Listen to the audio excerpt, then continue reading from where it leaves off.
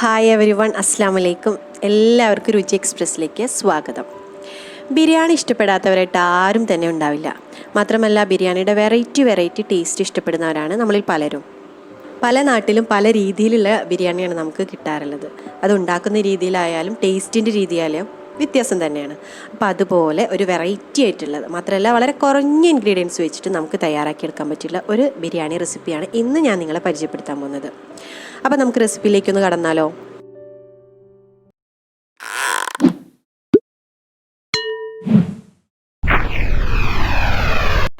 ആദ്യം നമുക്ക് chicken marinate ചെയ്യാൻ വേണ്ടിയിട്ട് ഒരു മസാല തയ്യാറാക്കിയെടുക്കാം. അതിന് വേണ്ടിയിട്ട് ഞാനിത് ഒരു മിക്സിയുടെ ജാർ എടുത്തിട്ടുണ്ട്. അതിലേക്ക് 2 ടേബിൾ സ്പൂണ് മുളക് പൊടി, ഒരു 1/4 ടീസ്പൂണ് മഞ്ഞൾപ്പൊടി, പിന്നെ ഒരു 3/4 ടീസ്പൂണ് പെരുംജീരകം, അതുപോലെ തന്നെ ഒരു 1/4 ടീസ്പൂണ് ഗരം മസാല പൊടിച്ചത്, പിന്നെ ഒരു ടേബിൾ സ്പൂണ് വെളുത്തുള്ളി ഇഞ്ചി പേസ്റ്റ്, ഒരു തണ്ട് കറിവേപ്പില, അതുപോലെ തന്നെ പിന്നെ നമുക്ക് വേണ്ടത് ചെറുനാരങ്ങ നീരാണ്. അപ്പോൾ ഞാനൊരു അരമുറി ചെറുനാരങ്ങ നീരും കൂടെ എടുക്കുന്നുണ്ട്.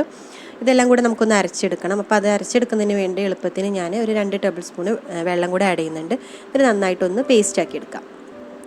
ഇനി ചിക്കൻ നന്നായിട്ട് നമുക്ക് വാഷ് ചെയ്തിട്ട് അതിലെ വെള്ളമൊക്കെ ഒന്ന് കളയാൻ വേണ്ടിയിട്ട് വെയിറ്റ് ചെയ്ത് നിൽക്കാം. അപ്പോൾ വെള്ളം നമുക്ക് ഒരു ടിഷ്യൂ വെച്ചിട്ടോ അല്ലെങ്കിൽ ഒരു കിച്ചൺ ടവൽ വെച്ചിട്ടോ ഒക്കെ ഒന്ന് തുടച്ചിട്ട് വെക്കാവുന്നതാണ്. എങ്കിൽ മാത്രം നമുക്ക് മസാല നല്ല രീതിയിൽ തേച്ച് കൊടുക്കാൻ പറ്റുള്ളൂ.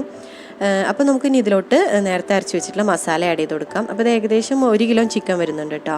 അപ്പോൾ ഈ മസാലയിലേക്ക് നമുക്ക് ഇനി എന്ത് ചെയ്യാം, ആവശ്യത്തിനുള്ള ഉപ്പും കൂടെ ആഡ് ചെയ്യാം. അപ്പോൾ നമുക്ക് ഉപ്പ് വേണമെന്നുണ്ടെങ്കിൽ ആദ്യം മസാല അരച്ചെടുക്കുന്ന സമയത്ത് ഉപ്പ് ആഡ് ചെയ്ത് കൊടുക്കാവുന്നതാണ്. അതുപോലെ തന്നെ നമുക്കിനി ഇങ്ങനെ അരച്ചെടുക്കുന്നില്ല എന്നുണ്ടെങ്കിൽ നേരിട്ട് തന്നെ നമുക്ക് മസാല ഇതിലോട്ട് ഇട്ട് കൊടുത്തിട്ട് തേച്ച് പിടിപ്പിക്കാവുന്നതേ ഉള്ളൂ. അപ്പോൾ നമ്മൾ എടുത്തിട്ടുള്ള ഈ മസാല കറക്റ്റാണ് ഈ 1 കിലോ ചിക്കനിൽ. അപ്പോൾ എല്ലാ ഭാഗത്തേക്കും ആവുന്ന രീതിയിൽ മസാല ഒക്കെ തേച്ച് പിടിപ്പിച്ചിട്ട് നമുക്ക് മിനിമം 1 മണിക്കൂറെങ്കിലും റെസ്റ്റ് ചെയ്യാൻ വേണ്ടി വെക്കാം. മാക്സിമം നമുക്ക് എത്ര വെക്കുകയാണെങ്കിലും അത്രയും ടേസ്റ്റ് കൂടും. ഫ്രിഡ്ജിലാണ് ഞാനൊന്ന് റെസ്റ്റ് ചെയ്യാൻ വേണ്ടി വെക്കുന്നത്. ഇനി അടുത്തതായിട്ട് നമുക്ക് ഇതിലോട്ട് ആവശ്യമായിട്ടുള്ള റൈസ് റെഡിയാക്കി എടുക്കാം. അപ്പോൾ ഞാനിവിടെ യൂസ് ചെയ്യുന്നത് UTC ഫസ്റ്റാണ്.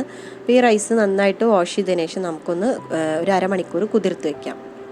അപ്പോൾ ആ സമയം കൊണ്ട് നമുക്ക് എന്ത് ചെയ്യാം, നമ്മുടെ ചിക്കൻ ഒന്ന് ഫ്രൈ ചെയ്തെടുക്കാം. അപ്പോൾ അതിന് വേണ്ടിയിട്ട് ഞാനതൊരു പാൻ അടുപ്പത്ത് വെച്ചിട്ടുണ്ട്. സൺഫ്ലവർ ഓയിലാണ് കേട്ടോ ഉപയോഗിക്കുന്നത്. ഓയിൽ ഒഴിച്ചതിന് ശേഷം അതേ ചിക്കൻ പീസൊക്കെ വെച്ച് കൊടുത്തിട്ട് നന്നായിട്ടൊന്ന് ഫ്രൈ ചെയ്തെടുക്കാം. അപ്പോൾ നമ്മൾ ഈ സെയിം ഓയിലിൽ തന്നെയാണ് മസാല വഴറ്റിയെടുക്കുന്നത്, അതായത് നമ്മുടെ ഉള്ളിയും തക്കാളിയൊക്കെ വഴറ്റിയെടുക്കുന്നത്. അപ്പോൾ അതിനനുസരിച്ചുള്ള ഓയിലും കൂടി എടുക്കാൻ നമ്മൾ ശ്രദ്ധിക്കണം. അപ്പോൾ നമ്മുടെ ചിക്കനൊക്കെ ഏകദേശം ഫ്രൈ ആയിട്ടൂടെ കിട്ടിയിട്ടുണ്ട്. അതിൻ്റെയോടൊപ്പം തന്നെ നമ്മൾ എന്ത് ചെയ്യണം, ചിക്കൻ്റെ ആ മൊരിയും കൂടെ ഇതിൽ കളക്ട് ചെയ്ത് വെക്കണം കേട്ടോ. ഇനി നമുക്ക് മസാല തയ്യാറാക്കിയെടുക്കാം. അതിന് വേണ്ടിയിട്ട് ഞാനിവിടെ ഒരു പോട്ട് വെച്ചിട്ടുണ്ട്. അതിലേക്ക് ഞാൻ ഒന്ന് ചൂടായതിനു ശേഷം നമ്മൾ നേരത്തെ ഫ്രൈ ചെയ്തെടുത്തിട്ടുള്ള സെയിം ഓയിൽ തന്നെ ഒരു 2 ടേബിൾ സ്പൂണും കൂടെ ഒഴിച്ചു കൊടുക്കുന്നുണ്ട്. ഇനി ഇതിലേക്ക് നമുക്ക് സ്പൈസസാണ് ആഡ് ചെയ്യേണ്ടത്. അപ്പോൾ അതേ കുറച്ച് ഏലക്കായ, അതുപോലെ തന്നെ പട്ട, പിന്നെ കറാമ്പൂവ്, പിന്നെ ഒരു 1/4 ടീസ്പൂണ് സാഞ്ചീരം കൂടെ ആഡ് ചെയ്യുന്നുണ്ട്. അതിലേക്ക് തന്നെ നമുക്ക് കുറച്ച് അണ്ടിപ്പരിപ്പ് മുന്തിരിയും കൂടെ ആഡ് ചെയ്ത് കൊടുക്കാം. സെയിം ഇതിലോട്ട് തന്നെ ആഡ് ചെയ്ത് കൊടുക്കണം. ഒരുമിച്ച് നമുക്ക് ആഡ് ചെയ്തിട്ട് ഒന്ന് വഴറ്റിയെടുക്കാം.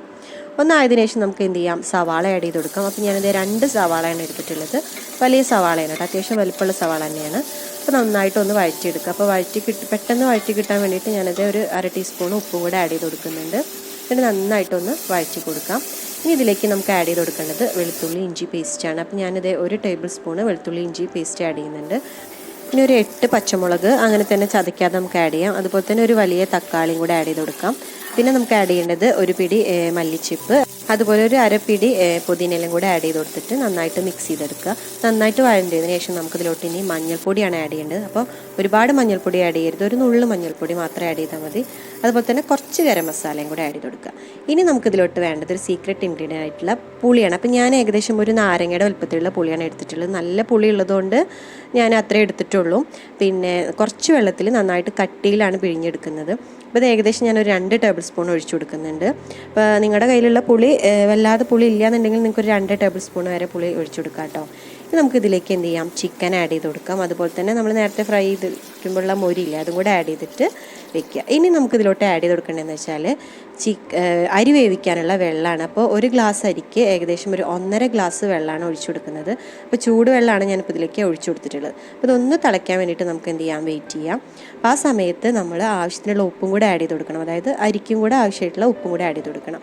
ഇനി ഇതിലേക്ക് നന്നായിട്ട് തിളച്ച് വരുമ്പോൾ നമ്മൾ നേരത്തെ ഊറ്റി വെച്ചിട്ടുള്ള അരി ആഡ് ചെയ്ത് കൊടുക്കാം. അപ്പോൾ അരി ആഡ് ചെയ്തതിന് ശേഷം നമുക്ക് നന്നായിട്ട് ഒന്ന് മിക്സ് ചെയ്ത് കൊടുക്കാം. ഈ ഒരു സമയത്ത് ഞാനൊരു 1/2 ടീസ്പൂണും കൂടെ ഗരം മസാല ആഡ് ചെയ്തിരുന്നു. അപ്പോൾ ഞാൻ നേരത്തെ 1/2 ടീസ്പൂണാണ്, അതപ്പോൾ മൊത്തം 1 ടീസ്പൂണ് ഗരം മസാലയാണ് ഇപ്പോൾ ആഡ് ചെയ്തിട്ടുള്ളത്. അപ്പോൾ ഈ ഒരു ബിരിയാണി റെസിപ്പി എന്ന് പറഞ്ഞിട്ടുണ്ടെങ്കിൽ ഞങ്ങളുടെ ഒരു ഫാമിലി ഫ്രണ്ട് റിൻസിയും അതുപോലെ തന്നെ നൗഷ്കയുണ്ട്. അപ്പോൾ നൗഷ്കയുടെ ഉമ്മയാണ് നമുക്ക് ഈ ഒരു ബിരിയാണി റെസിപ്പിയെ കുറിച്ച് പറഞ്ഞു തന്നിട്ടുള്ളത്. അപ്പോൾ ഉമ്മയുടെ ഒരു റെസിപ്പി തന്നെയാണെന്ന് പറയാം. ഉമ്മ നമ്മുടെ പൊന്നാനിക്കാരിയാണ്. അപ്പോൾ പൊന്നാനിയെക്കുറിച്ച് കേൾക്കാത്തവരാരും ഉണ്ടാവില്ല എന്ന് വിചാരിക്കുന്നു. കാരണം എന്താ വെച്ചാൽ മലപ്പുറം ജില്ലയിൽ തന്നെ രുചി പെരുമയുടെ ഒരു നാട് തന്നെയാണ് പൊന്നാനി. അപ്പോൾ നമ്മുടെ റൈസൊക്കെ ഒന്നിങ്ങനെ തിളച്ച് വരുന്ന സമയത്ത് നമുക്ക് എന്ത് ചെയ്യാം, ഒന്ന് അടച്ച് വെച്ചിട്ട് ഒന്ന് വേവിച്ചെടുക്കുക. ഒന്ന് സെമ്മിലിട്ട് വേവിച്ചെടുക്കണം കേട്ടോ. അപ്പോൾ ഏകദേശം ഒരു 10 മിനിറ്റൊക്കെ കഴിഞ്ഞിട്ടുണ്ടെങ്കിൽ നമുക്ക് എന്ത് ചെയ്യുക, ഒന്ന് നന്നായിട്ടൊന്ന് ഇളക്കി കൊടുക്കുക. അപ്പോൾ ഇളക്കി കൊടുക്കുമ്പോൾ നമ്മൾ എല്ലാ സൈഡിലോട്ടും ഇളക്കി കൊടുക്കാൻ വേണ്ടി ശ്രദ്ധിക്കണം. കാരണം എന്താ വെച്ചാൽ ചില ഭാഗത്ത് അരി വേവാത്ത രീതിയിൽ ആയിപ്പോവും. പിന്നെ നമ്മളിങ്ങനെ ഇളക്കി കൊടുക്കുമ്പോൾ നമുക്ക് ചിക്കനൊക്കെ വെന്ത് ഉടയോ എന്നൊക്കെ തോന്നും. പക്ഷെ അങ്ങനെ ഒന്നും വരില്ല, കറക്റ്റായിട്ട് തന്നെ കിട്ടും. നമുക്കതൊന്നും പേടിക്കണ്ട. അപ്പോൾ നിങ്ങൾ ഞങ്ങളുടെ ചാനലായിട്ടുള്ള രുചി എക്സ്പ്രസ് സബ്സ്ക്രൈബ് ചെയ്യാതാണ് വീഡിയോസൊക്കെ കാണുന്നെങ്കിൽ ഒന്ന് സബ്സ്ക്രൈബ് ചെയ്യുക. അതോടൊപ്പം തന്നെ കാണുന്ന കുഞ്ഞു ബെൽ ബട്ടൺ ഒന്ന് എനേബിൾ ചെയ്യുക. എങ്കിൽ മാത്രമേ ഞങ്ങൾ ചെയ്യുന്ന പുതിയ പുതിയ വീഡിയോസിൻ്റെ നോട്ടിഫിക്കേഷനൊക്കെ നിങ്ങൾക്ക് ലഭിക്കത്തുള്ളൂ. അപ്പോൾ നിങ്ങൾക്ക് എന്തെങ്കിലും ബിരിയാണിയുമായി ബന്ധപ്പെട്ട സംശയങ്ങളോ അഭിപ്രായങ്ങളൊക്കെ ഉണ്ടെങ്കിൽ കമൻറ്റ് ബോക്സിൽ കമൻറ്റ് ചെയ്യാവുന്നതേ ഉള്ളൂ.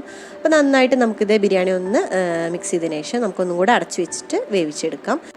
ഇനി നമുക്കൊന്ന് തുറന്ന് നോക്കാം. അപ്പോൾ നമ്മുടെ റൈസൊക്കെ പെർഫെക്റ്റ് ആയിട്ട് തന്നെ വെന്ത് കിട്ടിയിട്ടുണ്ട്. ഈ ഒരു സമയത്ത് നമുക്ക് ആവശ്യമുണ്ടെങ്കിൽ മാത്രം കുറച്ച് നെയ്യ് ആഡ് ചെയ്ത് കൊടുക്കുക. അപ്പോൾ ഞാനൊരു ടേബിൾ സ്പൂണ് മിൽമ നെയ്യും കൂടെ ആഡ് ചെയ്ത് കൊടുക്കുന്നുണ്ട്. അപ്പോൾ നമ്മുടെ ബിരിയാണി ഇവിടെ റെഡി ആയിട്ടുണ്ട്.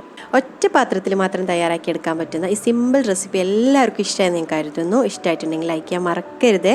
അതുപോലെ തന്നെ നിങ്ങളുടെ വിലയേറിയ അഭിപ്രായങ്ങൾ നിങ്ങൾക്ക് കമൻറ്റ് ബോക്സിൽ അറിയിക്കാവുന്നതാണ്. മാത്രമല്ല നിങ്ങളുടെ ഫ്രണ്ട്സിനും ഫാമിലി മെമ്പേഴ്സിനും ഒക്കെ ഒന്ന് ഷെയർ ചെയ്തേക്കണം. ഞങ്ങളെ സപ്പോർട്ട് ചെയ്യാൻ മറന്നു പോകരുത് പ്ലീസ്. അപ്പോൾ പുതിയ വിശേഷങ്ങളും അതുപോലെ തന്നെ രുചി വിഭവങ്ങളൊക്കെ ആയിട്ട് ഇൻഷാ അല്ലാഹ് നമുക്ക് രുചി എക്സ്പ്രസ്സിലൂടെ വീണ്ടും കാണാം. അതുവരേക്കും good bye, take care, thank you.